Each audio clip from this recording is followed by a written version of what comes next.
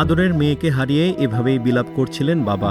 কোনো সান্ত্বনাই যেন তাকে থামাতে পারছিল না। নেত্রকোনার বারোহাট্টা উপজেলার ৯ বছরের মেয়েকে বাড়িতে রেখে মাঠ থেকে ছাগল আনতে গিয়েছিলেন মা। আধা ঘন্টা পর ঘরে এসে দেখেন গলায় ওড়না পেঁচানো অবস্থায় আড়ার সঙ্গে মেয়ের দেহ ঝুলছে। এমন দৃশ্য দেখে হতবিহ্বল হয়ে পড়েন মা।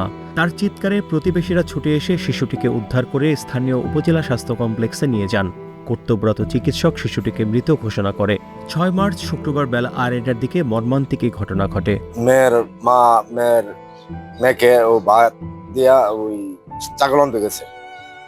দুজন ছেলে দেখে গেছে, ওই একটা দোকান আছে তার ওই ঘরের সাথে, হ্যাঁ রাস্তার সাথে আলি, হ্যাঁ ওই দোকানে দেখে গেছে আর এনে বসে রয়েছে।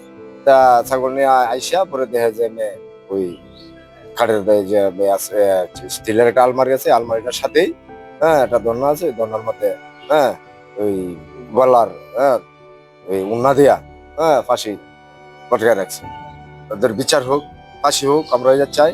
নেত্রকোনা আধুনিক সদর হাসপাতালের আবাসিক চিকিৎসা কর্মকর্তা জানিয়েছেন, প্রাথমিক তদন্তে শিশুটিকে ধর্ষণের আলামত পাওয়া গেছে। আমাদের এখানে গতকালকে রাতে এসেছে ডেড বডিটা।